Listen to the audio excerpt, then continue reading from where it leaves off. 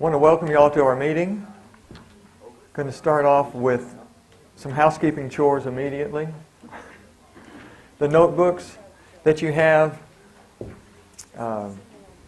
put your name in them. They all look the same, and they're disappearing, and people are getting mixed up about their notebooks and whose is whose. So label those because we have a limited number of them. I want to welcome you to this meeting and welcome you to Carmel, the birthplace of this organization and the site favored for our 20th anniversary meeting. Yay. And when you come to Carmel, you feel blessed. You can only think of Ed. I expect and hope that you have a fantastic meeting, a great learning experience. We have some very talented speakers that we're going to learn from. We also have the benefit of learning from one another at our meetings, at lunches, at breaks. That's one of the reasons that we set the luncheon today, so that we could have everybody have a chance to get together in a casual atmosphere. We included it in the fee so everybody could afford it. And we're going to look forward to seeing everybody at the luncheon today, at the luncheon banquet, which will be right here. We'll have a buffet type, and we'll come in here and serve and eat our meal in here. It's, there's a reason that we're here today, and the common reason that we have, I believe, is that we have these patients that come to us, these biological patients that come to us for care. They don't come because we're the closest people to them. How many offices do they drive past to get to yours? How many states do they cross to get to yours? They're not coming to you because you do insurance well. Because most of the things, if you're like me, most of the stuff that I do, they don't want to pay for. Insurance doesn't want to pay for anyway.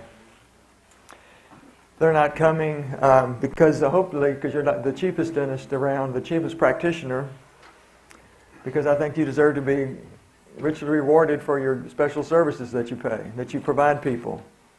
I think they're coming because they respect you for the positions that you've taken and the education that you have. I think they're coming because, thank God, we've learned things that can make a difference for them, and it has helped them. They're coming because I think biological practitioners are continuous students and driven to keep learning more and more so we can make a difference. And what better way to start our meeting than have Sam Queen. Sam has, for 50 years, been studying and teaching about health. He operates the Institute for Health Realities in Colorado Springs. Sam will be sharing with us. Everybody talks about health, but it's hard to define. His primary business is health information, teaching doctors new ways to look at blood chemistries, new ways to look at mercury and detoxing from mercury, and about health in general. So I'd like for y'all to welcome, please, Sam Queen.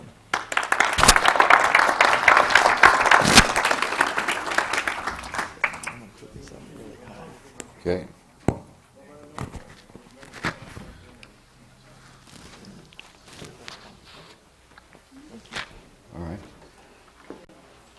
Thanks, Bill, for that nice introduction.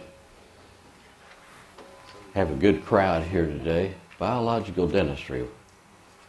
I'm interested to know what other dentistry there might be.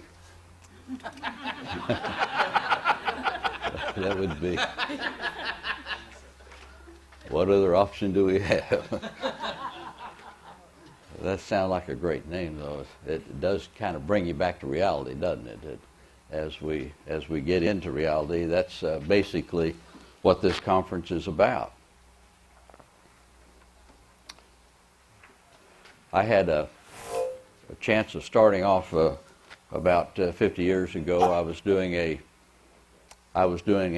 mentorship program out of high school instead of going off to college, and this mentorship program in St. Louis with a fellow named R.B.H. Gradwell. I didn't really want to go to St. Louis to study under him. a doctor friend of mine in our little town kind of took me under his wing and called me over his office one day, and he said, Sam, he says, what do you got planned for your life? I said, you have to have a plan? You have to have a plan? And he said, well, just wanted you to know, I've talked to your father. We've already made a decision. In 2 weeks, you'll report to St. Louis, and you'll do a one-year mentorship under Dr. Gradwell. Well, boy, I jumped at that right away because I wanted to go play jazz drums. See, everybody has their own motivation, right? And jazz drums was my thing. And I wanted to go to St. Louis. That's where you play jazz drums. So I went to St. Louis to play jazz drums. I didn't go up there really to see Dr. Gradwell. But nevertheless, he had about 100 students, and he had 4 students that he had under mentorship programs. Kind of interesting fellow. And the reason he only had 4, because that's all his automobile would hold. So, might be standing too close there.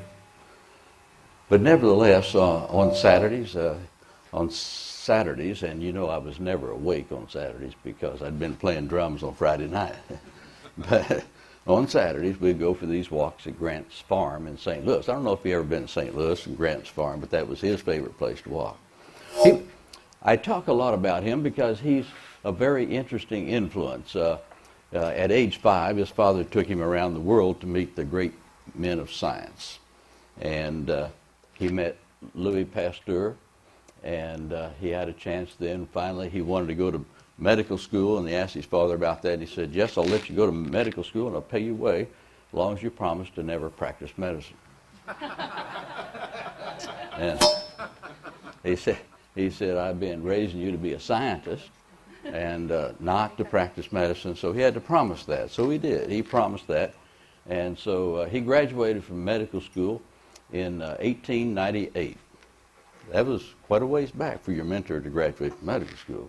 And in 1900, he went to Berlin and studied under Dr. Rudolf Virchow, who is today the father of pathology. He's also an interesting fellow, too. He was the father of the cell theory of disease. Before him, Virchow himself had Dr. Mueller as his mentor, who first described the structure of cells of plants. And then Virchow came along, and several others, and promoted the cell theory of disease. But he was adamant about the fact that when it came to discussing the infection theory of disease, he was adamant about the fact that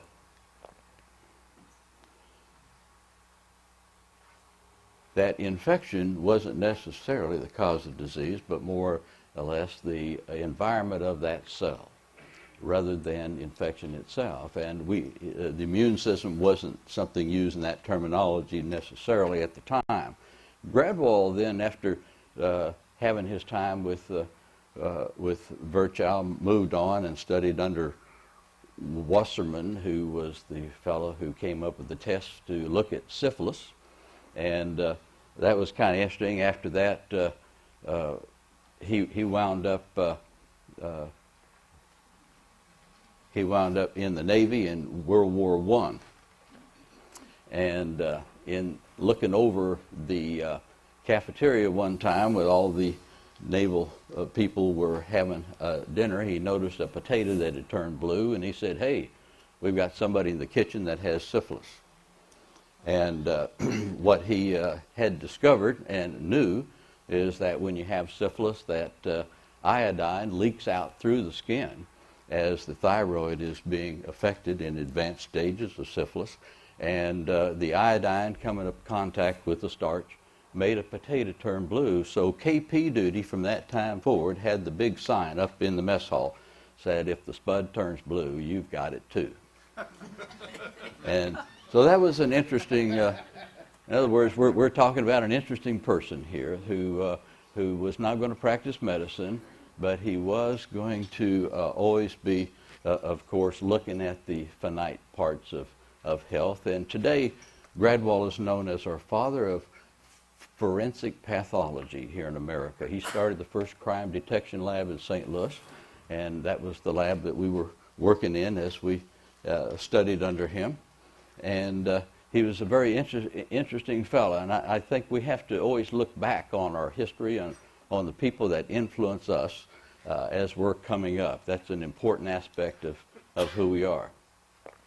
Today, I want you, as we go through blood chemistry, to consider something a little different than maybe the contemporary viewpoint of blood work.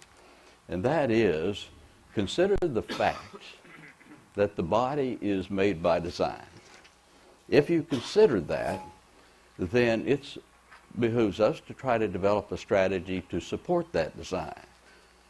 A good way to look at chemistry in order to be able to interpret it correctly, and I think that term is useful, correctly, because we can look at it just to determine risk factors. We can look at it to determine markers that are outside the reference range, and that's what medicine has been trained to use. Outside of the reference range is indicative of disease, but does health require that it be inside that reference range only? Is there something else? If you look at a blood chemistry, and if you'll get this straight right off the bat, you'll have a better chance of really understanding blood chemistry. Blood chemistry is a language. Now, when I was in college, we'll come back to that. When I was in college, I didn't start out making good grades in the sciences at all. I had a struggle with that. I don't know, the rest of you probably would just breeze right through that. But I had a struggle with the sciences. The only thing I made A's in is Latin and Greek and the etymology of those two languages. But after I kind of moved on into maybe the third year of college, somebody says, well, wait a minute here, chemistry is no different than those other languages. It is a language. And as we got to thinking about it that way, that's true. When you look at a blood chemistry represents the body speaking to itself. That basically is what it's trying to do.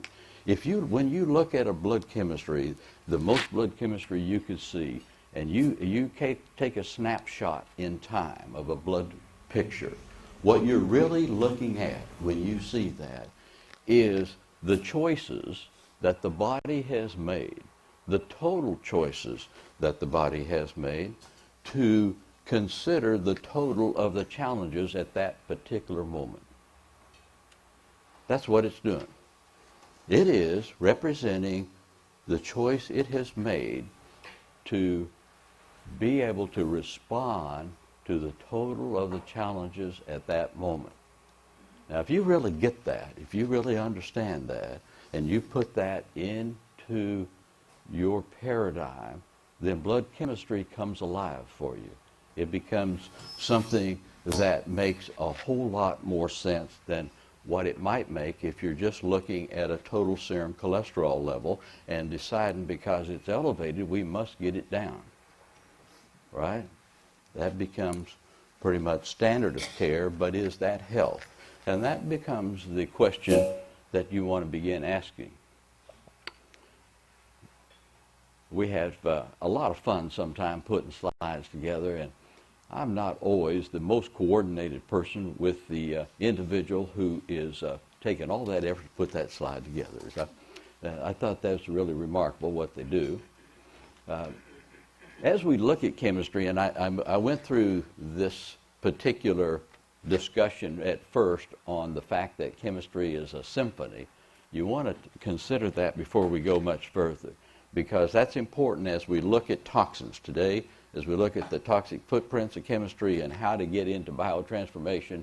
It's important to understand how we're conceptually going to look at it. Your philosophy that you use in your life determines how you see the world. Your philosophy. It's always going to be true, whether you're into energy medicine, whether you're into acupuncture, whether you're into homeopathy, whether you're into biological dentistry. Your philosophy determines your whole total action. So we look at that chemistry as a symphony, as a body speaking to itself and trying to answer all the total challenges. But toxins today are everywhere. There's not and they do tend to corrupt all that music. As we talk about here, the United States itself has been manufacturing a tremendous number of toxins over the years, but we also import, and we import 75,000 different chemicals and minerals annually, and manufacture over 1 million pounds of 3,000 different chemicals every year. That's an amazing number. They corrupt the water. You've all seen the so-called brown tide coming up, the algae, the plankton that so much of our life must depend upon. These blooms, though, now produce so many poisons.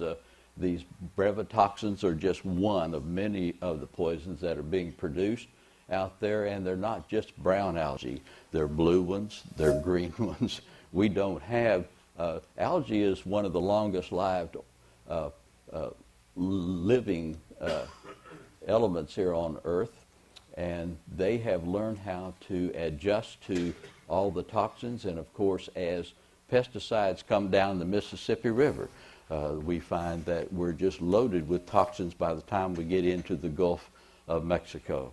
And certainly we used to think of the brown tide as just coming up in one section of the world, but now it's coming up everywhere, all over the world. It's not just isolated to one region. At the poles, the number of fluorocarbons and refrigerants that we use, Coca-Cola, for instance, and McDonald's operate 12 million coolers worldwide. It's a $7 billion market, and these fluorocarbons are very strong now in that ice polar cap. It's interesting that in looking at the polar bears, that they definitely have been contaminated with these flame retardants. The metal antimony, of course, is primary among that group. Pesticides are being seen everywhere, and of course people are exposing themselves. You see stupidity sometimes causes a lot of that exposure. There's no question about that. In a major study of 9 healthy adults, and you can go into the website bodyburden.org if you've not gone into that website. It's a real revealing website. It was fundamentally a study set up by the Center for Disease Control originally, but they wanted to know if, whether or not everyone was being poisoned like it had been claimed. But of these 9 highly visible individuals who you would recognize in that site, these individuals all claimed to have no diseases, and they claimed to be healthy. And so they were tested for toxins. They had an average of 91 toxins were found, and a total of 167 different toxins were found. Among those were heavy metals and pesticides, petrochemicals. Well, all of these are petrochemicals, but we kind of classify those a little differently, and organic solvents. This is the same study that we're talking about here. I kind of put one slide out of order for you. This was later in your handout, but I thought I'd push it up here because it was rather pertinent. This is just some different ways of looking at the same data. They looked at 210 different toxins, and they found at least 77 toxins in each person. So there wasn't anyone who claimed to be healthy that was free of these toxins, and quite the opposite. They had an abundance of them. Now, it was interesting who else is being poisoned, who else has them. They were looking at babies, and babies that are in, of course, intensive cares when they're first born oftentimes have so many different toxins. The phthalates come out of these plastic tubes. They easily come out of there. They use phthalates. I'm not sure what. I might be standing a little close maybe. We'll see if I can move over here. They use phthalates in plastics throughout the world because they're easy to work with. They're smooth. They make all plastic items look beautiful. And yeah, they make them all look beautiful. So they had an interesting study here through the same organization as actually the Body Burden study again. but they were looking at umbilical cord blood and looking at 287 different toxins and chemicals were detected in 10 babies that were chosen around the country somewhat at random. It's kind of interesting. We had 217 of these toxins in the brain, 208 that actually were capable of causing birth defects or had a history of causing birth defects. So just people coming into our environment today, there's plenty of reason for us to maybe take a look at toxicity. Some of the consequences, if you have a high level cord blood of arsenic, there's mercury, lead solvents, and these are associated with low birth weight. So these toxicities are associated with low birth weights that everybody tries to avoid. And low birth weight itself associated with adult onset coronary disease and hypertension. There's a lot of conditions. So we could certainly start looking at toxins and giving them some credit. Oftentimes we get concerned about lead and mercury and other metals. If animals are exposed to lead as a newborn, there's an increase in the amyloid deposits in adulthood. Amyloid, just is always laid down when other forms of repair have not been successful. And always think of it in that particular term. But there's little evidence of amyloid occurring in adulthood if lead exposure occurs only in adulthood. So amyloid from lead doesn't occur necessarily if you get the exposure in adulthood, but it does if you get the exposure early in life, as these kids are. So Earth is today contaminated. Every human on Earth is contaminated. People are contaminated before birth, and contamination continues throughout your life. Chronic disease, we have that on the rise, and every person, this is the last part, every person you see in your office is going to have a toxic component to their health status at that moment. There's nobody in this room without a toxic challenge. Every person sitting in this room has a toxic challenge. It's just a matter of who knows it, who knows about it, and who doesn't know about it. If you know something about it, you have an opportunity of being able to address it before it addresses you. Now, the toxic footprints, the forensic approach to how we might know what these toxins are, what toxins that your patient has, where the toxins are located, and how reactive is your patient, and how best to get the toxins out of there. This particular slide, I was a little disappointed in it coming up that way, so I'm going to make a little alteration here in our slideshow for a second, and we'll have it right up there for you.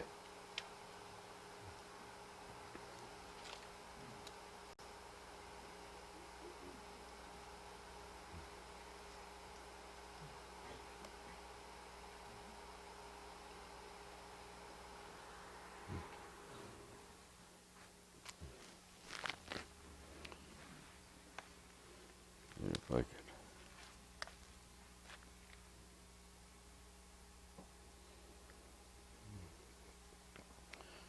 When toxins first come into the body, and everybody in this room is familiar with mercury, and it's kind of interesting that mercury itself will always attach to any cysteine residues in the body, and that's always going to be the first fundamental consideration. So as we were looking at chemistry over the years, we got to wondering, can you give some idea about whether or not there's mercury in an individual's body, and can you get some idea, looking at a chemistry without measuring it, can you get some idea of where it's distributed and what it's affecting and how reactive might this mercury be? Can you get ideas without actually having to measure body burden? And that basically is what this slide here is all about. Let me see if I can move this just a fraction for you.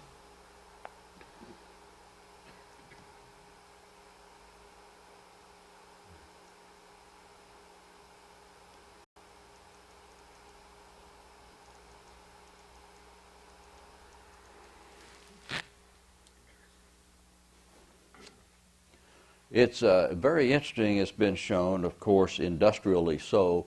Immunoglobulin A, IgA, is a marker that is produced in the mucosa lining. It's particularly produced, of course, in the intestinal mucosa. And as you get exposed to mercury, IgA, it gets produced in the core part of the mucosa, coming out of the connective tissue. It's pushed through the mucosa and then out into the lumen of the intestinal tract. And it'll pick up mercury, it binds to it very easily. It's been shown in industrial studies. And incidentally, in our health reality journals, we've reported on these. The slides aren't necessarily, the references aren't necessarily up here. I'm going to give you an idea here about what those journals say. Fundamentally here, that IgA increase is one of the things that you might see in an industrial exposure to mercury as it comes down into the industrial tract, back into the intestinal tract. It's interesting that if IgA picks up mercury and you see a high IgA in the serum, that's the person who has pretty good genetics, because that's a good way to bind mercury in the serum. If you happen to have mercury bound to IgA in a serum, that it keeps it away from many of the very critical sites. And you'll see people probably being less reactive that might have it, but nevertheless, it's a very good marker for industrial exposure to a variety of different sources of mercury. There's another marker called IgM. Immunoglobulin M is how we make antibodies on bacteria that are newly encountered. Any newly encountered bacteria, you will make antibodies against that. It also is loaded with cysteine residues, and you'll see IgM begin to rise and become high normal in people who have gotten some significant exposure to mercury, for instance. And now there is some argument has been made that if you're fortunate enough to have a high IgM, would that not provide you with better protection against bacteria? You know, that's been thrown out because of that. Unfortunately, it doesn't always work that way. If IgM is elevated, the worst part about that is that that's the molecule, that's the particle, the protein that produces the antibodies in autoimmunity.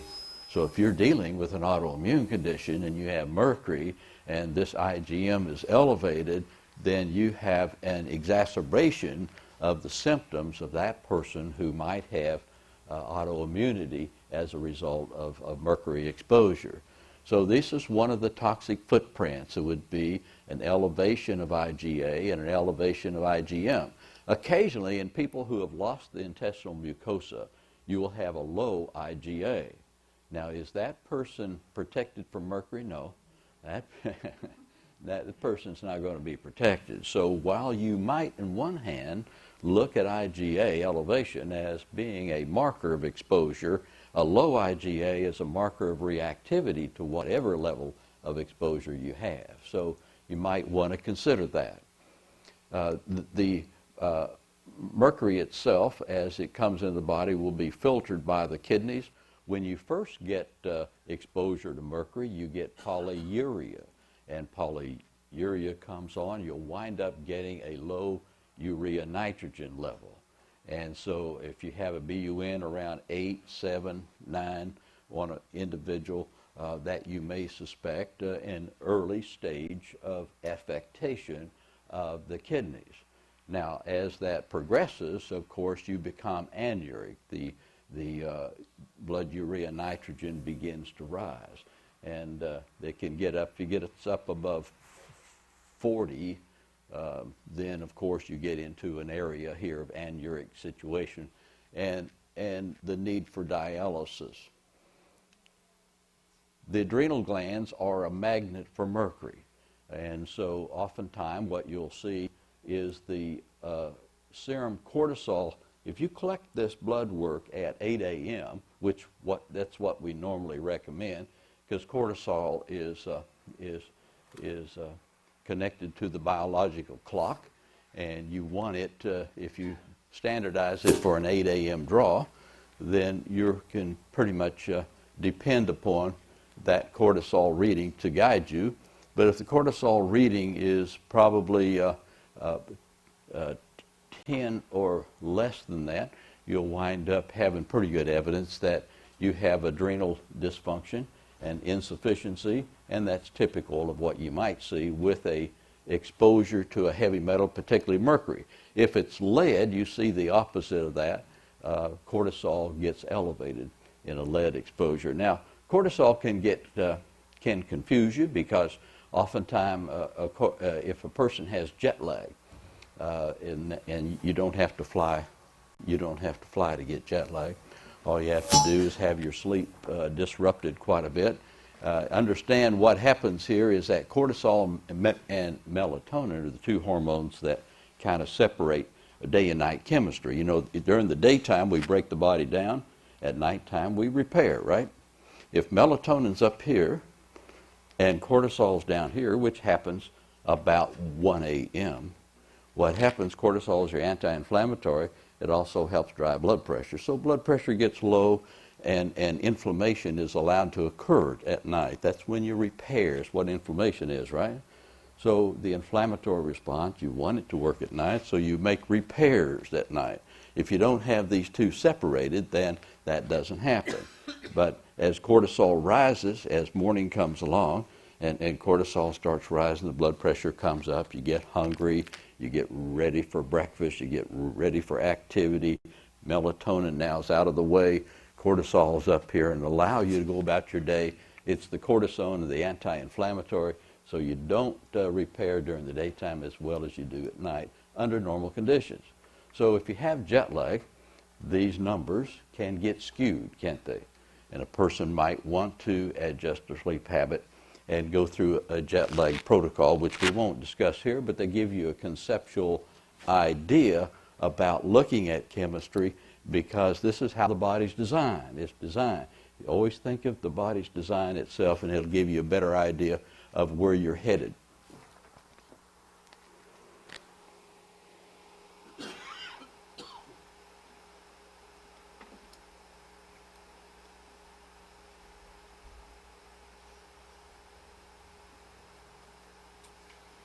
We'll go back to one marker that I left behind.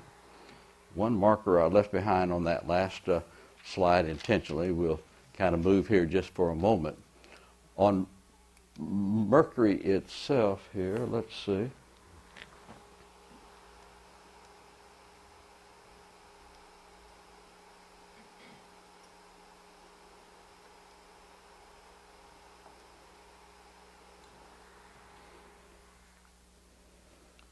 The red blood cell is where mercury is carried around the body. Contemporary medicine teaches that the only mercury problems are mercury poisoning that can be identified by red blood cell mercury and mercury in the blood or a non-challenged urine that shows high levels of mercury coming out, and you all know some problems associated with that. But nevertheless, if mercury gets into a red blood cell, it will begin causing oxidative stress. So this enzyme called G6PD begins getting depressed, and it'll get very low as oxidative stress occurs inside of a red blood cell due to mercury. As that happens, the size of the red cell enlarges. Red blood cells are only designed to live about 120 days, and they will recycle much faster than that if they get larger and have oxidative stress inside of a red cell. So a good idea about mercury is that you'll see G6PD low and MCV elevated.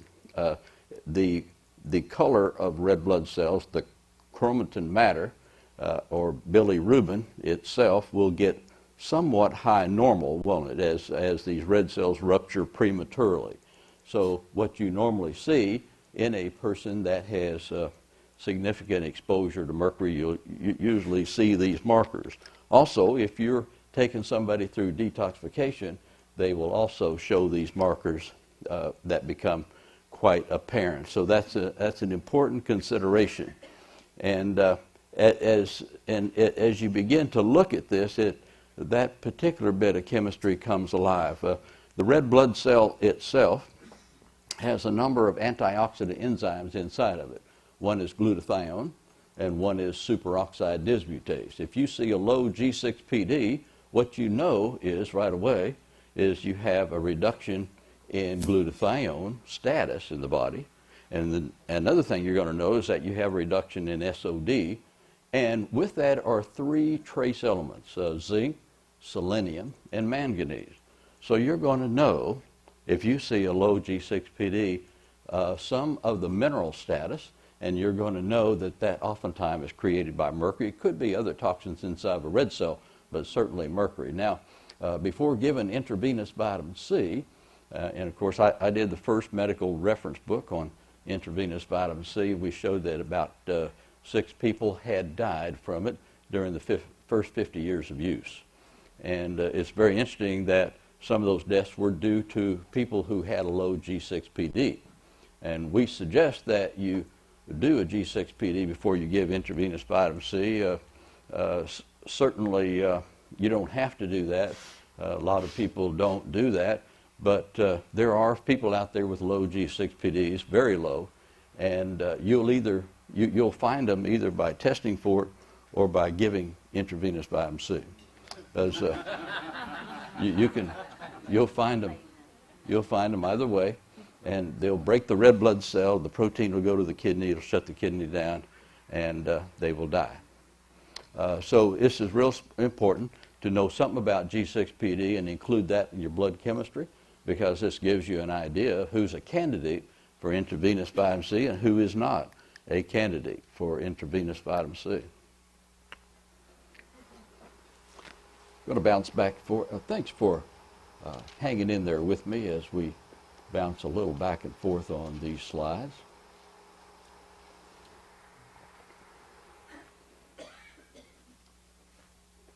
Beta-2 microglobulin. I had the good fortune back in the mid-1980s to discuss with Tadao Takuchi out of Japan. He was the guy, the pathologist, who gave the name Minamata disease to the terrible mercury poisoning that was going on over in Minamata Bay. And back in the 80s, he was telling me then that one of the best markers they had of brain atrophy was going to be beta-2 microglobulin, that the people who had the most severe brain atrophy on autopsy would be the ones that had the highest beta-2s. Now, we don't really see as high of a beta-2 as what he was talking about at that time. We don't see that in living people, but as he was taking blood samples and measuring, he found that to be true. Now, we started writing about this marker when we published our textbook in the 80s, and OSHA picked this up in 95. This is now OSHA's standard. An elevation in beta-2, especially out of the urine, is OSHA standard for when to remove somebody from the workplace for exposure to mercury. It makes sense for you to use markers that are consistent with a federal agency. It just places you in a better place. And of course, what happens is that beta-2 is located in the choroid plexus of the brain. This is the brain's kidney. The brain has a kidney. It's a place also where cerebral spinal fluid is made. It's made every day. The choroid plexus kind of serving as a filter. As the blood comes up to the choroid plexus, it'll remove mercury and other heavy metals to keep them out of the cerebral spinal fluid. And it'll accumulate on this filter. After at some point of accumulation, beta-2 begins to spill out into the serum, and you start seeing a rise in beta-2. We now know today that amyloid production in Alzheimer and other forms of amyloid are fundamentally beta-2 microglobulin. So it's a really important thing to know that beta-2 microglobulin levels, you need to know that relative to mercury. And the higher the serum level of beta-2, the more likely that you have mercury in the brain, as it's now beginning to spill out into beta-2 spilling out now into the serum. Now the urine, understand that beta-2 is metabolized in the proximal tubules of the kidney and return, all the proteins return. But as the proximal tubules get damaged from mercury, they show up in the urine. and that's the ultimate damage, is when the tubules of the kidney get damaged enough till you'll see the beta 2 begin to show up. That's an incredible important marker for us to include in a blood chemistry profile in looking at the prospects of exposure to mercury. Now, the idea of these toxic footprints, if you have if you have all these toxic footprints, you can pretty well guess this individual has got a pretty serious body burden of mercury, and certainly some justification. You can do challenge tests on this person, and they probably are going to show significant evidence that that's true. And so this just gives you an idea of how you might look at a blood chemistry and get some idea of what's going on. Now, other toxins can get processed through, also can be, some evidence can be shown of these toxins in the chemistry. Latex is considered a petrochemical, and anytime if you got exposed to latex, latex itself will be processed through the cytochrome P450 that we'll talk about in more detail here in a minute. But the cytochrome P450, as you know, is that enzyme that's designed to be able to convert all fat-soluble toxins to water-soluble so that they can go out through the kidney or the gut, either one. We can get rid of those. But latex requires so much vitamin C in order to complete that biotransformation that oftentimes it just doesn't complete it. And as a result, the body then chooses a different strategy for getting rid of it. Histamine becomes the strategy of choice. If the cytochrome fails, histamine is the strategy of choice, and you will see an IgE get elevated. So here's what we have, is that the immunoglobulin E gets elevated. Now, if IgE gets elevated, it's going to be promoting histamine-type response to further exposure. Now, this is the formula for anaphylaxis, isn't it? The person who gets anaphylaxis and dies in surgery is the person who, first of all, has an IgE that's elevated and histamine response in some way. Now, what blood cells would you see in the chemistry that are loaded with histamine? They're going to be, first of all, they're going to be the basophilic cell is, if you look at a basophilic cell, it's like a 18-wheeler truckload. You'll see these white cells loaded with deep purple dots inside the nucleus of that white cell. Each deep purple dot is like an 18-wheeler truckload of histamine. So you don't want many basophils floating around, but some of these people have a lot of basophils, and histamine becomes a choice. Now, eosinophils are probably the first responder of, and this is just a gentle push. See, this is a gentle push of histamine if you have eosinophils out. Eosinophils, what they will do is promote a little spatial differences in the skin, and you allow yourself to push a toxin out through the skin. It's a window of opportunity if you can put somebody through a detox bath, for instance, or if you can promote a sauna. Over in Almond in Spain, where they still have the world's largest mercury mine, the workers are all required to go through the saunas. Of course, if a person had a high IgE, that would really make the harvest much better through the skin. But these are the people that get eruptions, but nevertheless, this is a very serious thing. If you happen to have a high IgE, that's the person who, although would happen rarely, this is the person who would die in the dental chair from anaphylaxis after giving an anesthetic or after giving maybe an anti-inflammatory. And so it's sometimes real smart for us to know what these numbers are.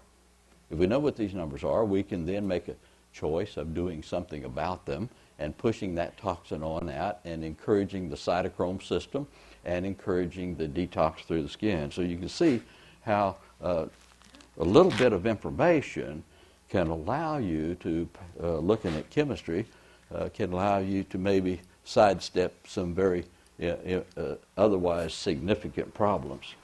I'm going to change this slide one more time for us.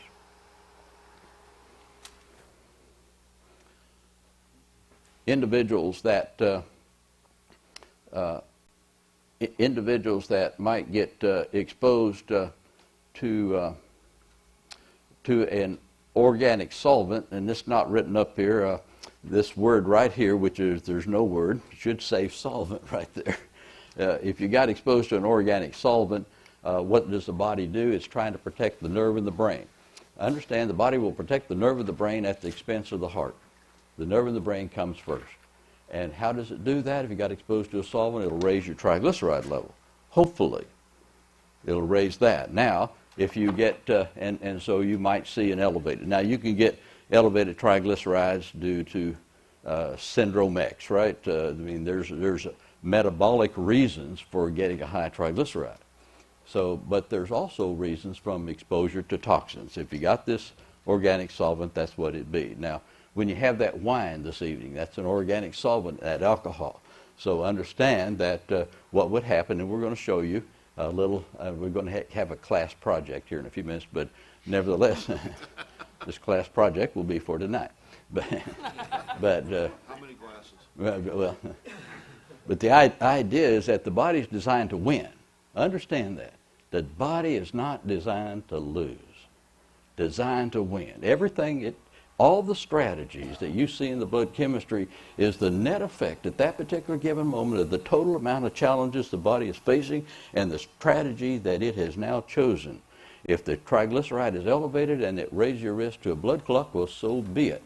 But it's first of all trying to protect the nerve in the brain. If you understand that, what the body's trying to do, it makes a difference in your strategy of how you might approach this thing. We had an individual, we've talked about him before, but Paul Champano out of Canada had owned several, and actually 21 different tuxedo rental shops. Every time you rent a tuxedo, you get them clean with the agent called PERT, which is an organic solvent. And they were hanging up, and he exposed to these solvents for many years. And he finally, when they called our office, he was having peripheral neuropathy, and he wanted to commit suicide, but the doctor suggested maybe make this other effort. And we looked at that chemistry, and his triglyceride was not elevated. He had a triglyceride of about 35. Well, there are some people who are not triglyceride responders. If they're not responders, you wind up getting the worst symptoms from that exposure, because the high triglyceride protects the nerve in the brain. If you don't get the high triglyceride, that's the person that's in trouble. So what was the answer for this person was to give him whipping cream and strawberries 3 times a day to get the triglyceride finally up high enough so that we could activate the cytochrome system and get the toxin out. Well, it took 3 years to get that out. It wasn't overnight, was it? A lot of your people are not overnight. It just happens that you have to work at it sometime. But this particular individual did take 3 years, and now we have the good fortune that he's selling out all of his tuxedo shops, and he's going to join us in our company. So that's kind of fun, that a person change his life and be able to. But you need to look at the chemistry with the idea of what? That the body's made to win. Made to win, not to lose. Whatever strategy is chosen, it's a victory march. It's on. It's just trying to hope that whatever it's chosen is not going to kill you before you get there. But basically, you must have that philosophical thought as you move forward. There are other toxins that we might come in contact with. One is a pesticide. It's interesting on pesticides that the highest good cholesterol on record got there from exposure to a pesticide. Now we don't necessarily have all of that set up here for us here right now, but understand that if it's a pesticide, what you will see is a very high HDL, good cholesterol, and you'll see the lowest cholesterol HDL ratio. So a ratio below 3.0, which is a cardiologist that's their dream. That's exactly the picture you see in paraquat poisoning. Paraquat is a herbicide used to spray along weeds along roadways, and it's been shown that that's the first one they showed that HDL, good cholesterol, rises disproportionately to that exposure. You might also You might also give some consideration to the fact that while you might get some benefit from avoidance of heart disease early in your life from that exposure, that at the same time, later in life, you might get Parkinson's, and that's where the essential tremors start in from that type of an exposure. At the American Heart, now we go to the American Heart, and we did for each year for many years, and we haven't in the last 5 years, so I'll admit that. But we went there for 20 years in a row at their scientific sessions, and at one session, we had a session on HDL good cholesterol and the value of that. And if you go there as a member of the media, you have a chance of being able to set in on the news conferences and ask questions. So as they were discussing the value of higher HDL, we asked did it matter how that HDL was elevated? And of course, this one dummy, he asked if it'd be okay for if we give the pesticide called paraquat in order to raise that up there, because that, well, in other words, then our strategy that we go about trying to manipulate numbers sometimes is oftentimes goes against the body's design. The body's designed first to protect the nerve and the brain. With pesticides, it'll do it with HDL, with solvents, it'll do it with triglycerides, with mercury, it does it with cholesterol. Cholesterol levels rise in response to mercury exposure. And that's always kind of an interesting thing. The lower the cholesterol, the more likely an individual will react. The person who's thin, has a low cholesterol, has a low fat status, is the person a little bit more in trouble. So it's always amazing that it's difficult to be able to get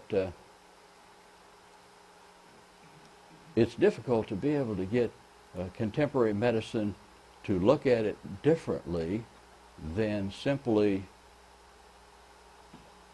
the symptoms themselves. If cholesterol is elevated, what do we want to do? We want to give a statin drug, right?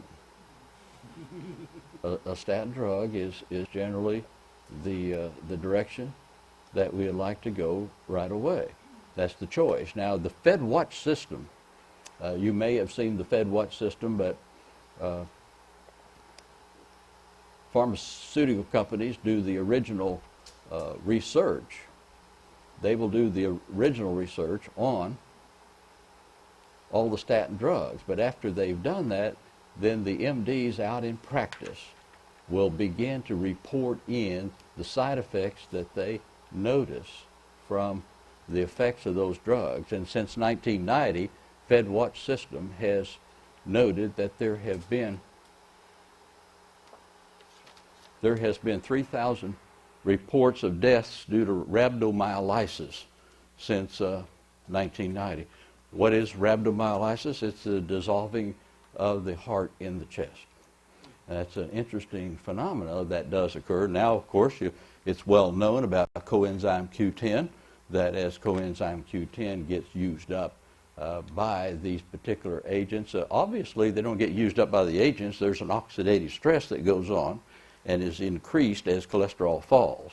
And that becomes a very important, significant fact, that if you drop cholesterol in people who have exposure to mercury, what's the net effect of that? And that's the person you would expect to run into trouble, especially in the cardiac muscle, as you drop that. So this is just a little summation right here of how we might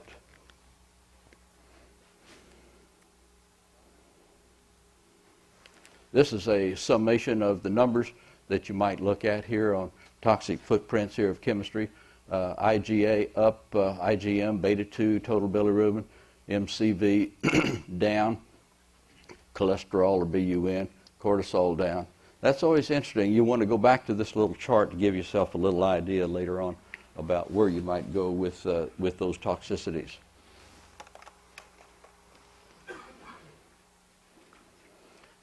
Now, as most of you know in this room who've had our courses before, we've back about 1994, what we identified was the fact that all disease is preempted by the appearance of some subclinical markers that always underlie the onset of degenerative disease. And these 6 had to do with pH imbalance and anaerobic versus aerobic metabolism, excesses of free calcium versus bound, chronic inflammation versus healthy acute inflammatory response, oxidative stress, and connective tissue breakdown.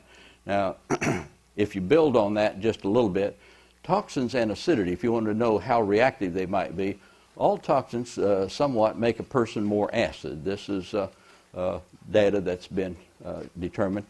They create a mix of challenges, and especially involving proteins, lipids, and inflammation. So toxins affect chemistry in a number of ways, but they certainly make you more acid.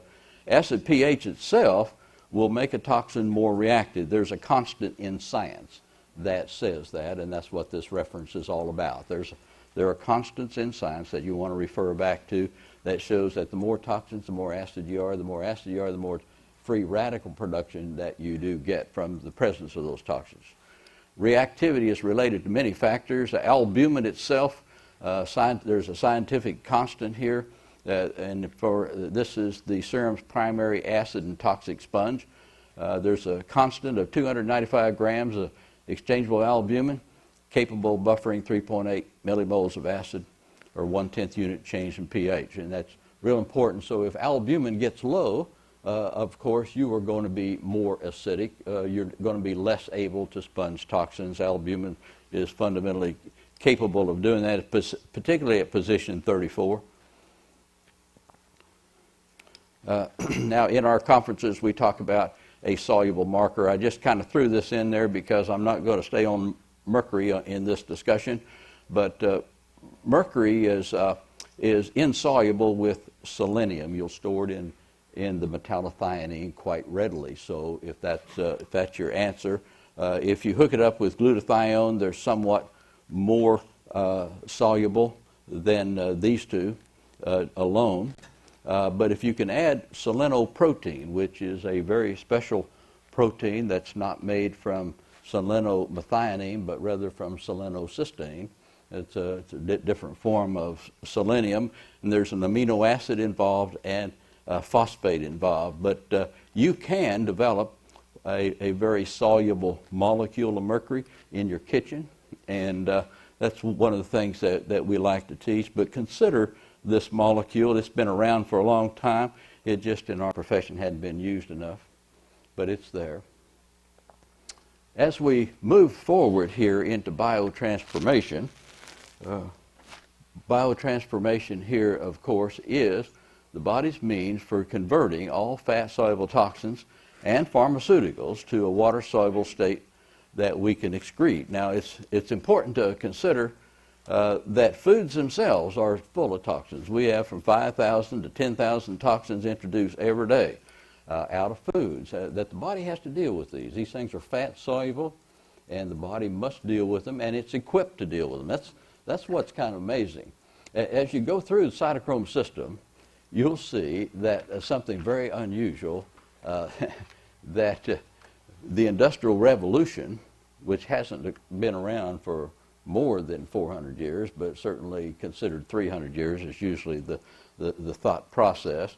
But the cytochrome system and the biotransformation was already in place to anticipate the development of the Industrial Revolution. I find that somewhat a bit of security there in my life, knowing that was true.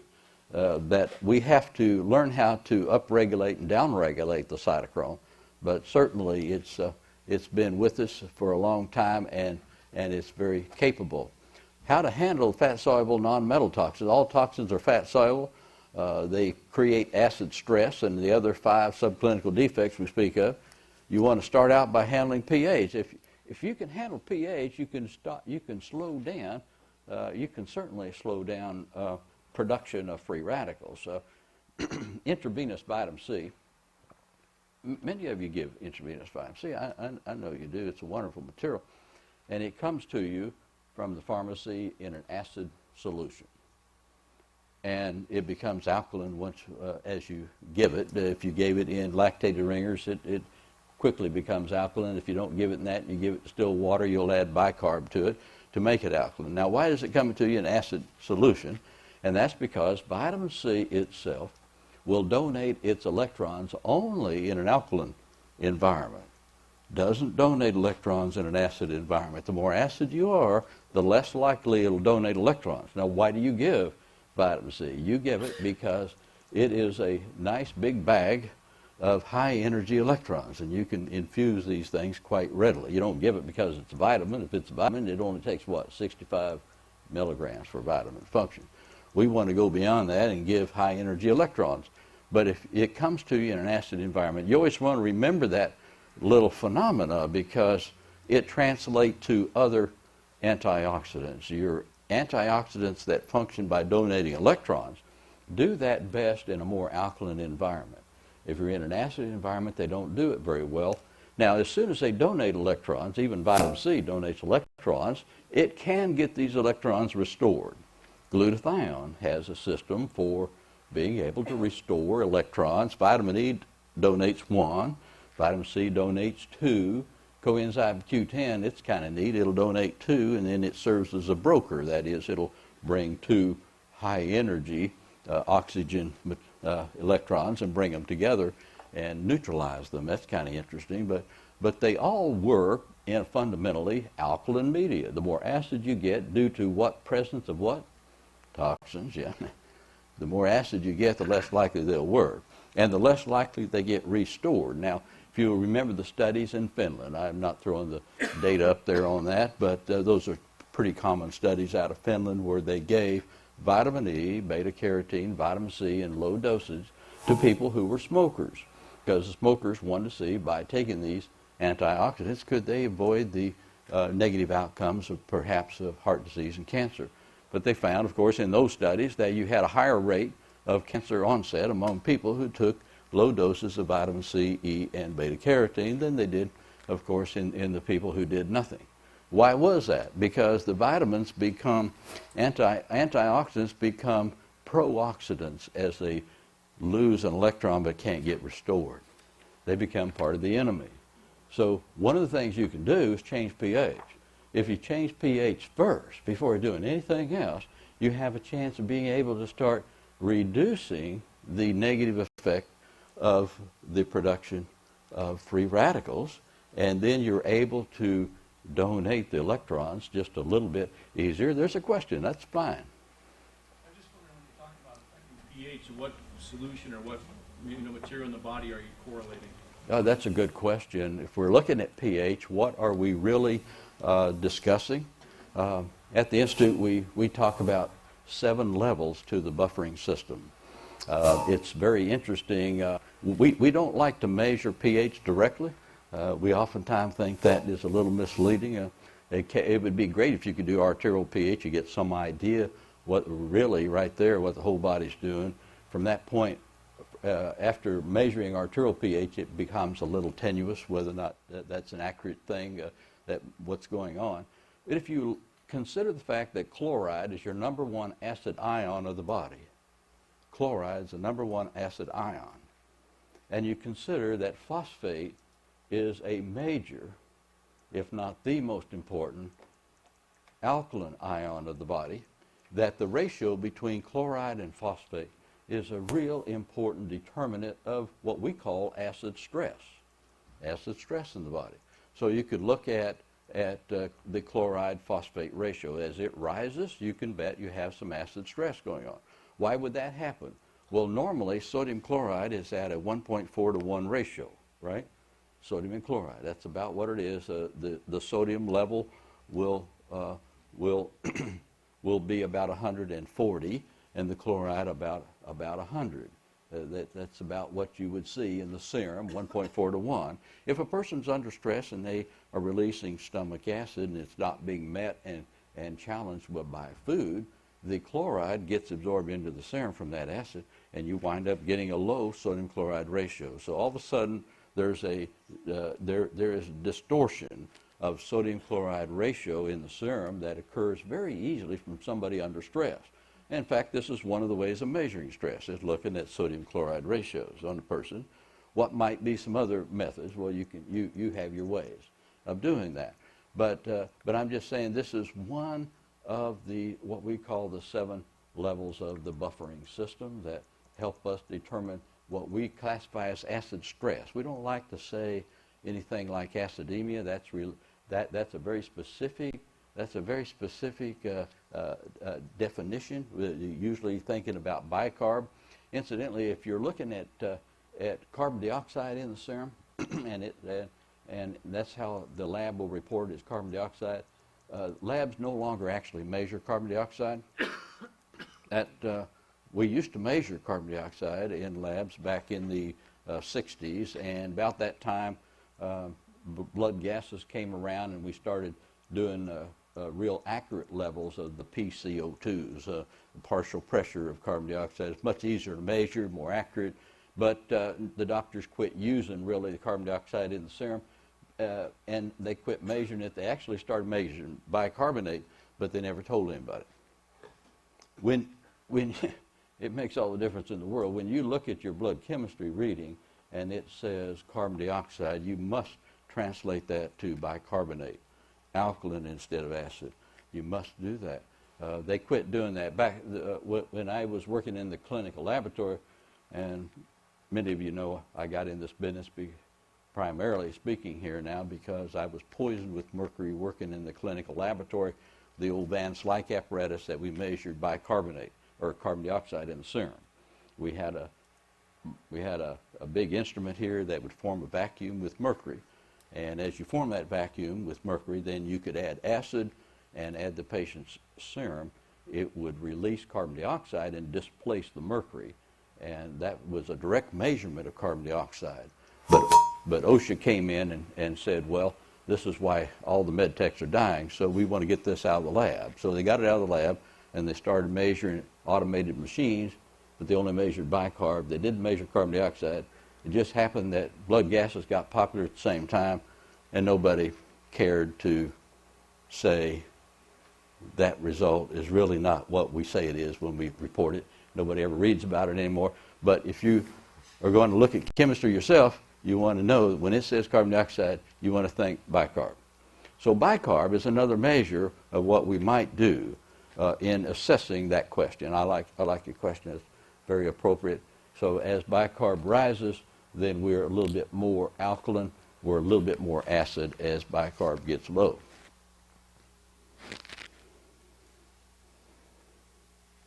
Now, how are we going to get rid of these drugs? Now, this is the first cartoon that we'll use for describing these biotransformation. There's one more detail further on in our discussion. But it's kind of interesting that the body has a number of families and subfamilies of the cytochrome P450. Now, we're not going to talk about the families and subfamilies in this discussion in this hour. What we're going to discuss in here is the fact that we're going to lump them all into one category. The cytochrome, when we refer to that, we're not referring to any one particular family or subfamily. But nevertheless, the way it works out is that these cytochromes are upregulated and downregulated by various influences. Diet will upregulate them or downregulate them according, and we'll show you what diets will upregulate or downregulate. It makes it a very important phenomenon. Now, it's interesting that all fat-soluble toxins, as they come in to this cytochrome system, they have to be hydroxylated. That is, oxygen has to be added, and that's the function, really, of vitamin C. Vitamin C actually is the hydroxylating agent that is fundamental here, and that's what's generally lacking when a latex. We talk about how IgE got elevated, and the fact that IgE gets elevated and we choose a different strategy to get a toxin out, that generally is related to the fact that we lacked vitamin C and perhaps some other aspect of this cytochrome system. But certainly hydroxylation must occur. Now, if we get an altered metabolite formed out of that, these metabolites can easily get absorbed. In fact, many of them are cancer-causing, and so if you just have a cytochrome system that's only working half of its capacity and ability, that you are able to circulate some of these metabolites that are capable of causing cancer. So there's more to it than just taking vitamin C, and it's more to it than choosing a diet that'll upregulate that.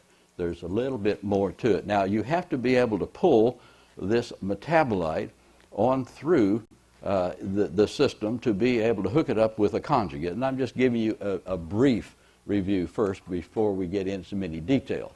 But the conjugates in the diet are going to be like glutathione, glucuronic acid. They're going to be like sulfates, methyl groups, acetate maybe out of vinegar. There's a number of conjugates that we can use to bind onto them, and then the product can go out either through the gut or the urine, and if need be, some can be recirculated back in the blood. Now, what condition would have to occur if it got back into the blood? One is that constipation.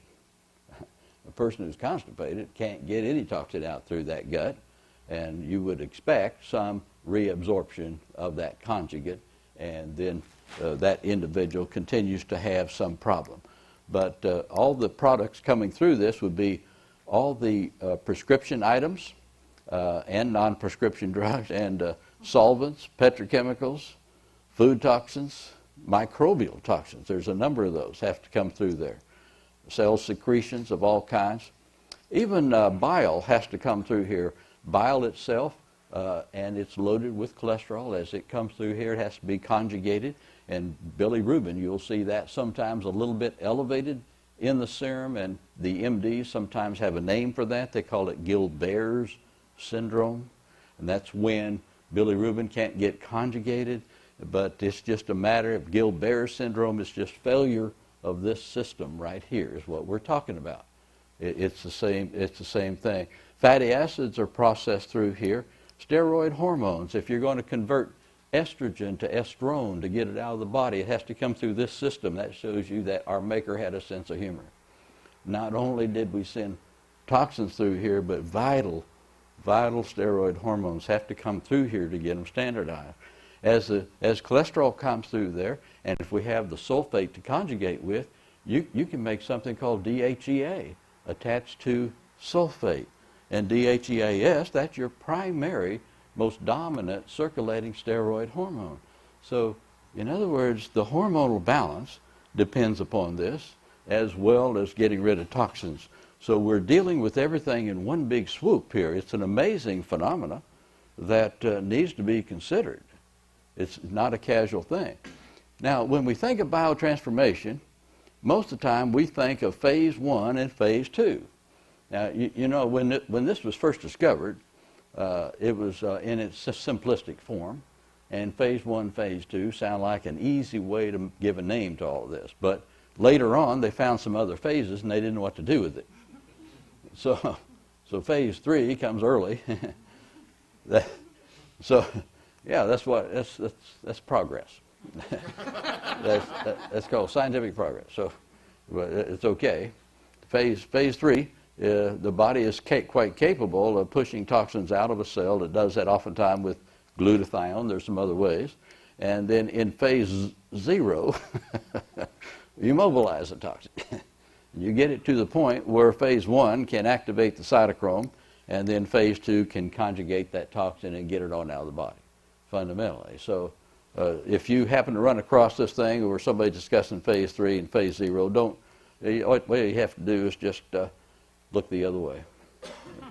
Science has their problems.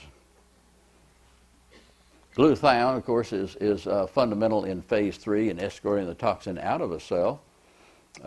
Phase 3, fat-soluble toxins has to be mobilized. Now, we do it oftentimes with a high-fat meal, just like we talked of Paul Timpano just a minute ago, where we had to give him the whipping cream and the berries 3 times a day to start off his plan with, and sometimes that's what it requires to mobilize a fat-soluble toxin is a high-fat meal. Can't get them out without considering the fat in your diet. Out of phase 1, we're trying to upregulate that cytochrome. You can do it by diet and lifestyle. We'll get into those details. This converts the toxin to a working metabolite, as we mentioned before. Some of this we go over and repeat, and it's I don't know about you. I come from Oklahoma originally, and the only way we ever learned anything was through repetition. We just kind of, yeah, that's a, you know, when the dust storms came, one of us started out for California, and then another one, and pretty soon they had to repopulate the whole state. But repetition is pretty good. Generally neutralized, you can neutralize these metabolites with a lot of antioxidants, bioflavonoids, and conjugation type of enzymes. Now, as we get into the upregulation of this cytochrome system, it's real important to kind of begin to dissect this just a bit. That it's now, the references for most all of this is going to be in a very detailed report in our Health Reality Journal, but our purpose here today is just give you a real good feel for how to manipulate this particular system. Ultra-high-fat diets. Now, back in the 1930s and 40s, there was a big push on people who had seizures to give them real high-fat diets and get them into ketosis. And if you can get these ketone bodies and get them into ketosis, they seem to reduce the amount of seizure activity. That's still used in some camps, and certainly there may be that the success out of that may have been somewhat related to the fact that we get an upregulation of many of the families of the cytochrome system using an ultra-high-fat diet for these people that are suffering from seizures. We had one lady in Hays, Kansas, that drive to Colorado. I'm in Colorado Springs, where our office is at the present time, and this lady would drive in. Her family would bring her in, and she was having about 6 seizures a day, and had been for many moons. You could imagine how much she weighed. She was a very thin lady, but she went on this. She chose this as an option, and she did that. And we haven't seen her in the last year. Last time we saw her, when she came in, she was having 1 seizure each month. So there was some benefit out of using that old technique, and it obviously wouldn't work on everybody. If it happened to be somebody that had evidence of some of these toxic exposures, and she had many toxic footprints in her chemistry, so we had good reason to believe that might work out for her. High-fat diets then are going to upregulate. High-protein diets, rich in sulfur amino acids. People consuming high-protein, low-carb diets, looking at a study of theophylline, that drug was diminished by 30% just by the diet itself, indicating a high degree of caloric upregulation. You can upregulate this by having caloric restriction itself, and that may be one of the advantages of caloric restriction and old age association, is the very fact that you upregulate that. Fasting has been well known, if it's a ketone induced, to have a very positive outcome relative to biotransformation. But you can also get reactive oxygen species. These are free radicals produced from oxygen itself that can be induced long-term on a long-term fast, and there may be some questionable benefit from that. We like the idea of fasting, but we think that people should go through some level of detox to get before we actually got into the fasting state. That becomes your choice. It's interesting that some various foods that have been shown to upregulate various families. You'll notice some of these families of cytochromes get upregulated, and some of the families get downregulated by the same food. So you may see that some foods cause upregulation, downregulation. Where they're only mentioned once, then the general effect of it is upregulation. But you may see a conflict up here on occasion. But certainly alcohol can upregulate that. Broccoli and other vegetables tends to upregulate.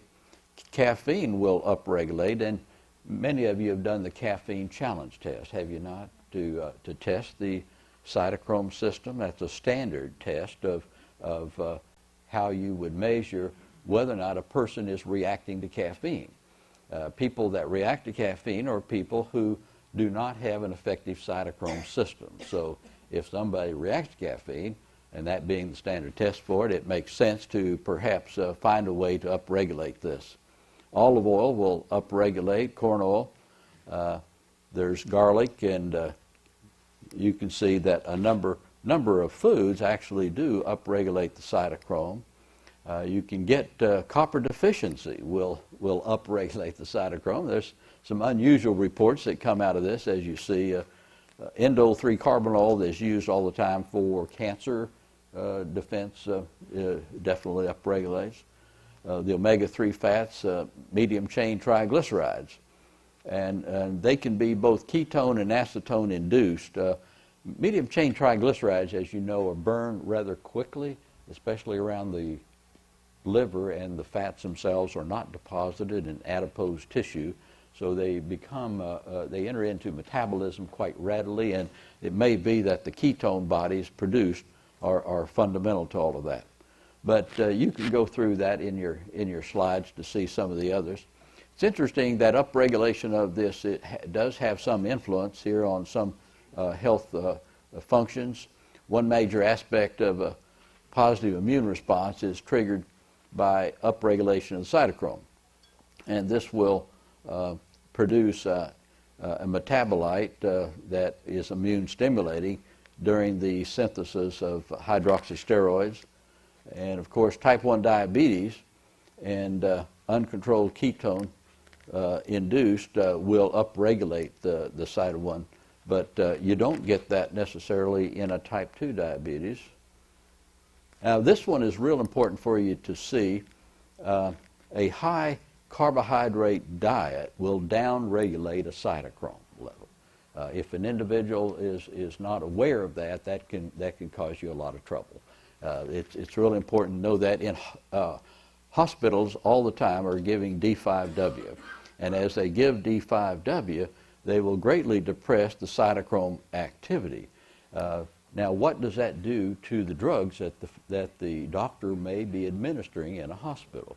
If he's downregulating the cytochrome that's needed to get rid of the pharmaceuticals and other toxins through continuous infusion of D5W, you have a real compromised ability in a hospital environment of being able to get rid of these toxins.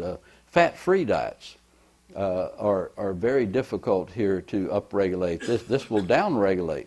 Now, anytime you get something that's fat-free, like yogurt, what are they going to add to it? Carbohydrates, aren't they?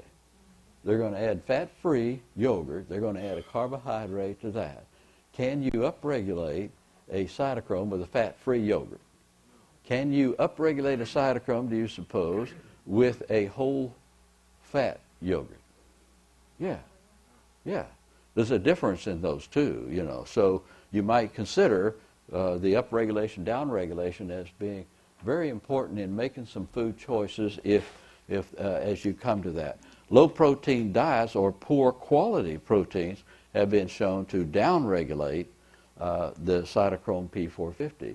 People who on their blood chemistry show protein levels below 6.7 are people that are going to be having lots of trouble detoxifying. And of course, and oftentimes it's not because they're not eating protein. Sometimes it's because they're not absorbing it, perhaps. But you can look at chemistry markers and get some ideas about what's going on for that particular individual. There are some other areas of downregulation. Some of them are somewhat surprising. We showed you so garlic actually upregulates on another slide. Now we're showing that it downregulates, and that's because we're just, that one is not across the board. Some families of the cytochrome are downregulated by garlic, whereas some are upregulated. You've all heard of the stories about people taking high blood pressure medication, and the medication being more pronounced if you're drinking grapefruit juice. And it's known in the intestinal tract we have these cytochrome systems not only in the liver and the brain and around the neurons and nerves everywhere. We have them in the intestinal tract, of course, and have them also in the kidneys. And so if you happen to be drinking grapefruit juice and you understand that the dosage of a high blood pressure medication is oftentimes determined in people that already have healthy cytochrome systems, and all of a sudden you're drinking grapefruit juice that downregulates that, then you have to be careful because the dosage will be too great. And it shows right there that there's a very effective means by which you can test out all of this.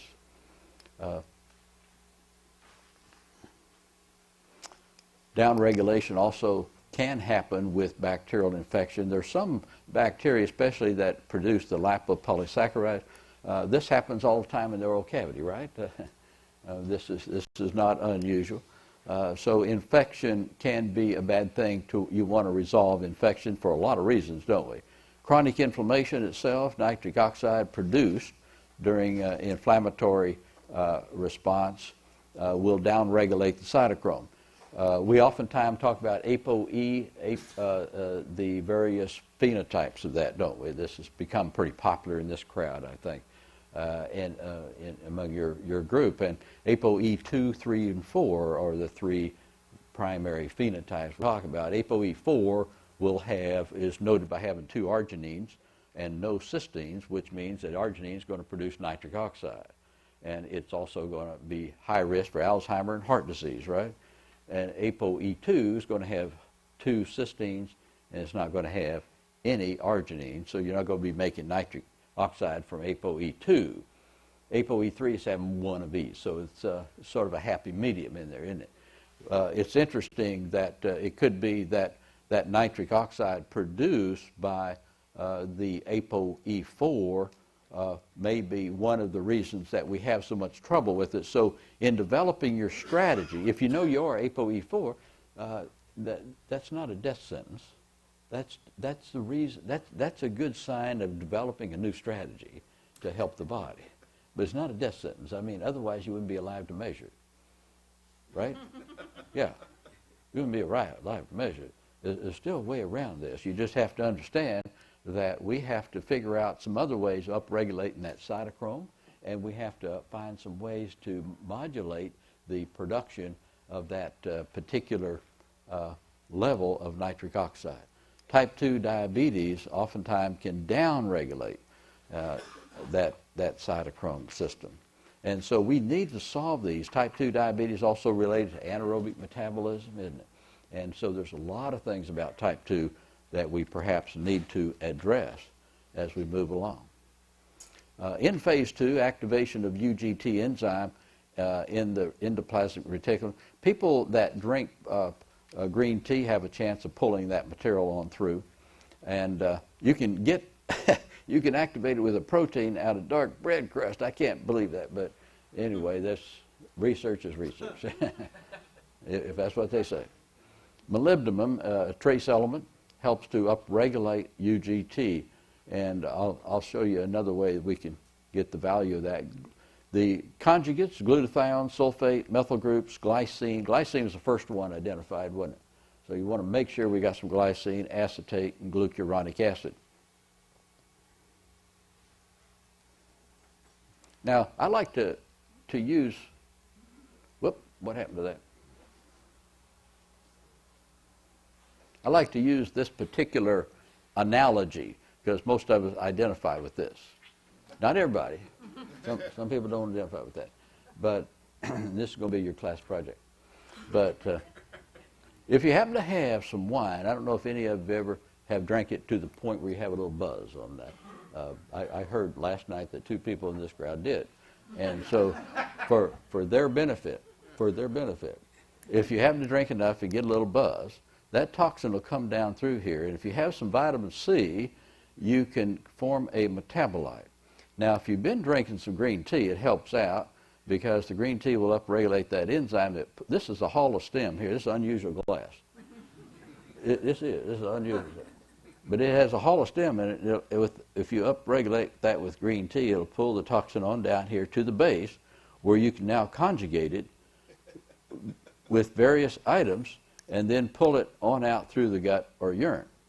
Now, one of the techniques that we use after having a glass of wine, if somebody does that, And if you have a little buzz, what you can do it to study this to see the effect of it. Get yourself some reduced glutathione and put that under your tongue with a teaspoon of raw honey in your mouth. Now, the reason you're going to use raw honey, because amylase works on raw honey, and it's going to convert that into glucuronic acid. Raw honey gets converted into glucuronic, and high quantities of it with amylase works on. Now, if you just swallow the honey, you're not going to get this reaction, because it's going to take that enzyme in order to produce the glucuronic acid. But if you hold the raw honey in your mouth and let it melt, put a couple of capsules of reduced glutathione under your tongue, and then wash the two of them down with a glass of water, 2 grams of vitamin C that maybe you've added a little lemon or lime to, and wash that down. What you have is the fundamentals here of being able to upregulate that cytochrome. And you'll see that, that buzz start going away in about 10 minutes. And it's kind of an interesting research project for the class. And if it doesn't work, I'm going to change my address. Yeah, what's this? Instead of taking honey, could you just take some amylase enzyme? No. It's the amylase action upon the honey is how we're going to produce the glucuronic acid. Now you can, Take amylase enzyme. Are you saying with the honey or without the honey? Oh, without the honey.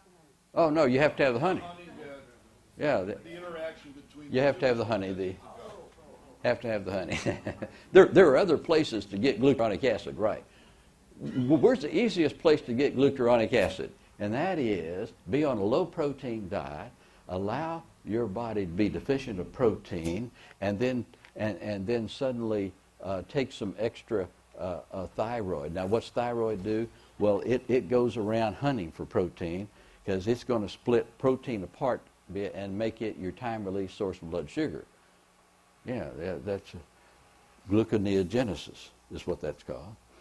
And so if you happen to be low in protein and be taking thyroid medications because you're overweight because you're low in protein, then probably you're going to go around with that thyroid, start eating up and disassembling your connective tissue. Now, disassembling your connective tissue is a wonderful way to get glucuronic acid. It's a wonderful way. You can get it that way. I don't think it's the best way. But you can get it by disassembling your own body. And we do that all the time. We do that inadvertently. If you don't have enough protein in that person, that person is going to activate the MMP enzymes. It's going to begin digesting its own connective tissue, releasing this glucuronic acid.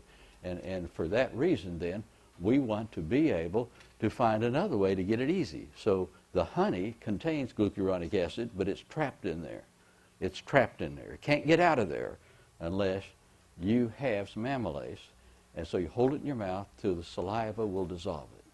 As soon as it dissolves, then, with the glutathione, you can wash it down with a couple of grams of vitamin C, and you're able to push that out through the intestinal tract. So that might be, now you want to go back over and kind of study this little slide, and I have a question here. Yes?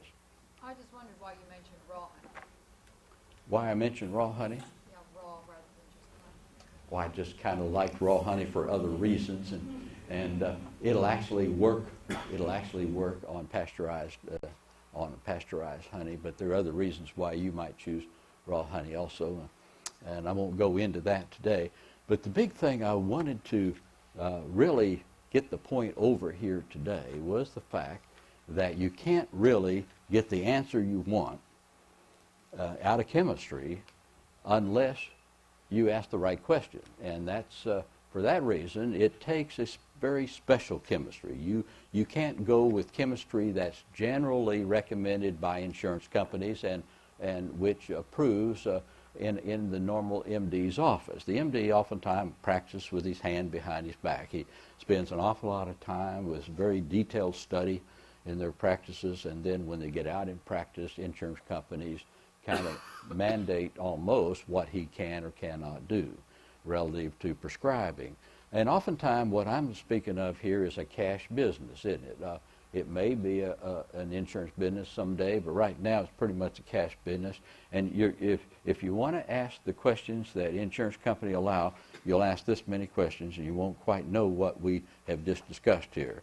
But if you develop your chemistry, that you're able to ask this many questions, it makes all the difference in the world. You can begin getting some of the answers. Then when the data comes back to you, how are you going to interpret that? If you're in the contemporary office, you are, by standard of care, looking at markers that are outside of the reference range. You're looking at those markers that'll tell you whether or not you have a disease. But what we're looking for is health. So we want to begin analyzing chemistry is a little different, looking at it in a different way. We've written a textbook called The Basic 100 that helps us to be able to start analyzing chemistry relative to a health model. But the idea here, when you see chemistry, it is a symphonic production that's going on. It's a symphony, and it's trying to play beautiful music. Sometimes these toxins disturb it just a little bit. But even if it disturbs the beauty of the music, nevertheless, the body and all of its stress is actually producing a set of markers that become a language. And this language is a body speaking to itself, giving itself instruction. And if you understand when you see that these numbers represent the total strategy that the body has chosen for that given moment in time to deal with the challenges, the total challenges at hand. If you understand that, it makes all the difference in the world of being able to interpret chemistry, and allows you to be able to get into sync with how the body is designed to heal itself. And that's what you do. I know that's your whole belief system, that the body is designed to heal itself. All we have to do is figure out to the best of our knowledge what that design is and develop a strategy that will support it. The only way you can is to look at chemistry in this particular way. If you're going to look at chemistry at all, look at it in this way. And just let you know that it's been a real pleasure being invited here to speak before you today, because I know you've had a phenomenal reputation over the years. Ed Arana was a personal friend too, and I know that he was personal to everybody in here at one time, and I appreciate this opportunity. Thank you very much.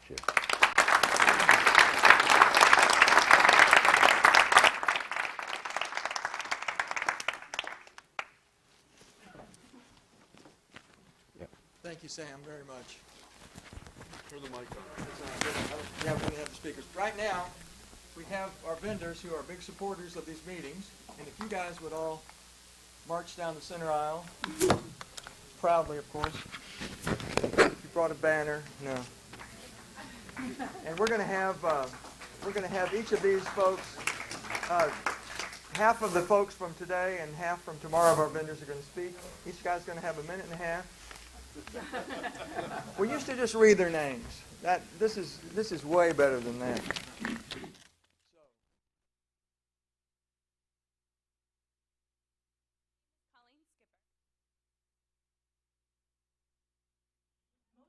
Probably haven't heard of us because we're brand new. And I think what we do is really exciting. We subsidize mercury amalgam removal for low-income people, for people who are suffering from mercury toxicity in ways that present themselves in lots of chronic conditions. So they apply, and we screen them, make sure they're under the financial threshold, and then we try and match them up to dentists that will remove the mercury safely.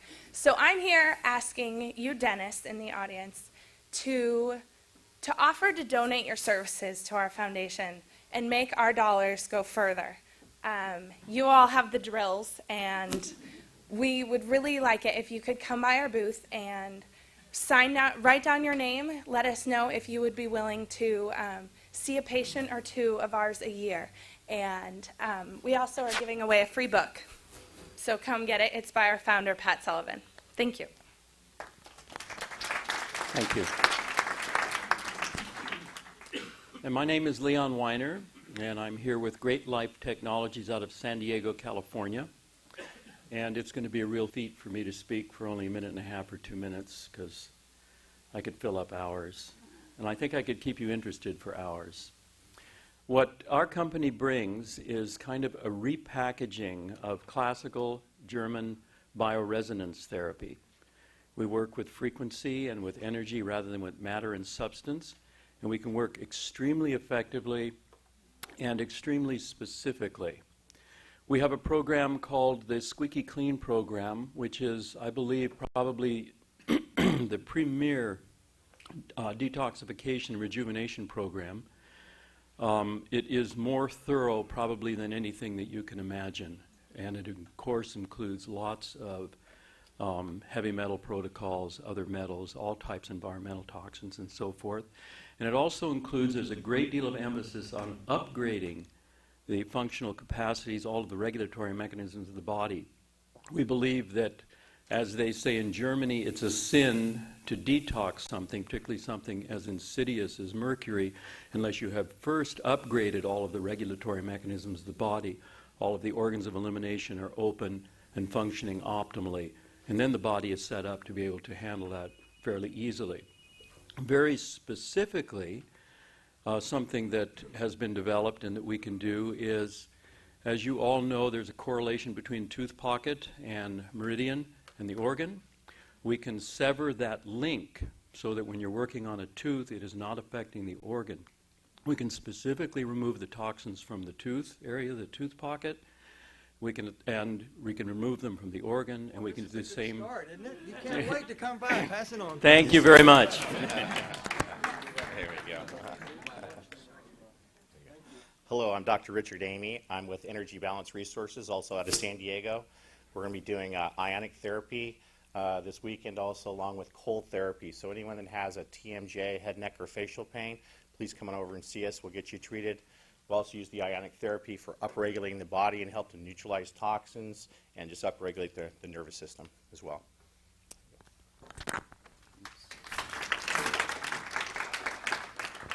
Hi, my name is Dr. Tom McGuire. I'm a dentist, and I founded the International Association of Mercury-Free Dentists to support mercury-free and biological dentistry. The primary purpose of the IAMFD is to provide its members with a prominent presence on the internet. Today that's more critical than ever because nearly 60% of all those looking for a mercury-free dentist now find them through the internet. So if you want to attract new and pre-screened patients to your practice, the IMFD is one of the best ways and most cost-effective ways to do it. And I'll be happy to talk to each of you individually and explain this and compare with the other listings. And I'm not a competitive organization. I don't do any teaching. This is where you get that. I just try to bring patients to your practice, vice versa. Thank you.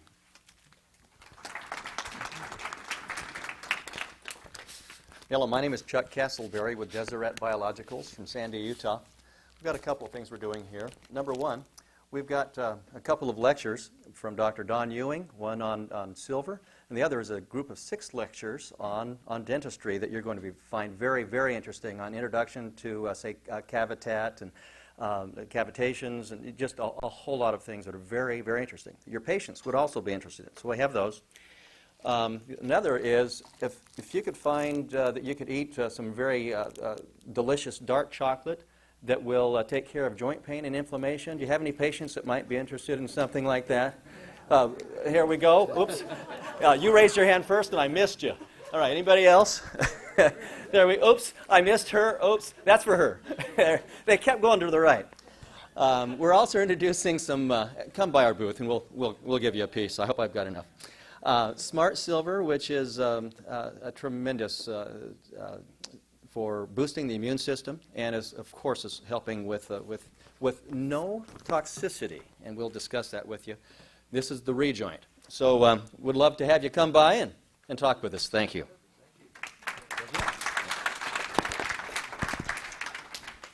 Hi, I'm Bob Harrison. In Kentucky, it takes us a minute and a half usually just to say that. So I really speeded up a lot for you guys. But Phil Malik and I have come up with a way of utilizing ozone in dentistry to disinfect root canals and Nico lesions. We're working with Boyd Haley using the Topaz technology now to verify that the toxicity is being reduced in these lesions that we're treating. And we've got a table inside, and if anybody's interested in seeing any of the results, you're welcome to stop by. We teach the introductory courses. We also have an IRB and it's certified through the Office of Human Research Protection. So it's a federally approved research project that we have available now for use. Thank you.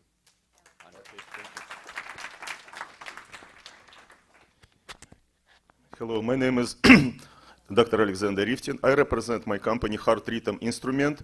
We do develop and manufacture system for quantitative assessment of autonomic function based on heart rate variability analysis. For biological dentistry field, it's very useful to verify any kind of therapeutic intervention and any other intervention to the body. For instance, you can verify any detox program, remove heavy metal toxicity, some chelation therapy. I'm sorry. And others. This is now the most objective, the most reliable system based on heart rate variability analysis to verify any kind of therapy. Actually, you can test any dental material, any medicine, pills, remedies by simple test to see autonomic nervous system response. Thank you so much.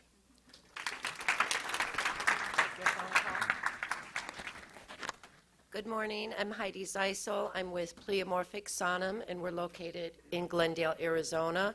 We're the U.S. distributor of the isopathic homeopathic remedies, which treat acute and chronic illnesses. We also have many wonderful remedies, dental remedies. I know that I can speak on behalf of Michael Margolis sitting here, that he uses some of our remedies. Many of you probably are already using us as well.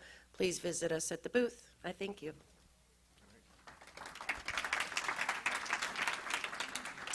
Good morning, Jim Jose with Synergy Health Systems. I've been involved with research and development with electromedical devices since 1981, and here with Synergy Health Systems with the EDS 2000. And the EDS 2000 is the latest software hardware project for electrodermal screening, which is a modern term for EAV. What else? So I'm here with the latest developments. We're doing research with the American Association of Acupuncture Bioenergetic Medicine out of Honolulu. If any of you are using electrodermal screening or EAV devices and you're interested in a research project, be happy to help you. Thank you very much.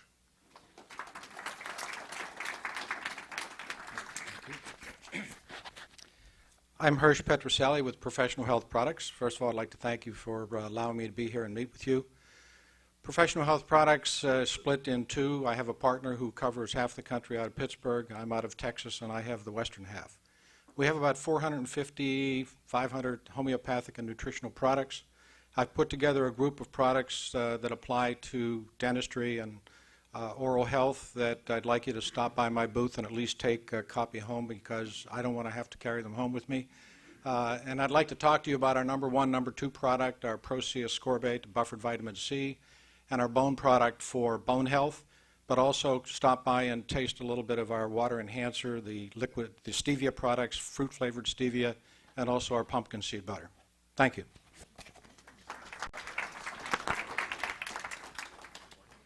Hello, my name is Brett Muchow. I'm here representing E.L. Faust Company. We're an air purification company that have been in the business for 30 years. We're here today because of mercury vapor, especially in your offices. We do air purification specifically for mercury vapor, and we carry products that involve all types of air purification, water purification, and a number of chemically sensitive and allergic products built for users of that nature. Stop by the booth and we can talk.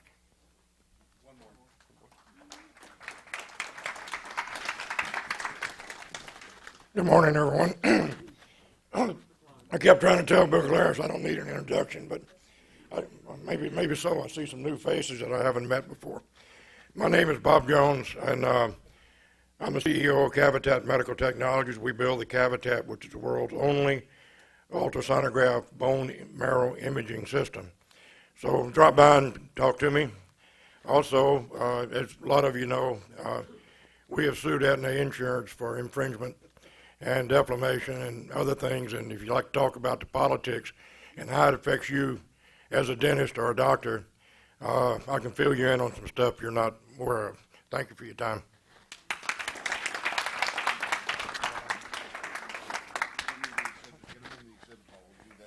Okay, we've got refreshments in the exhibit hall, some fresh fruit stuff, and let's take a break and let's come back. We'll be starting promptly at 10:30, and Dietrich Klinghardt, our keynote speaker, will be speaking, so you don't want to miss any part of it.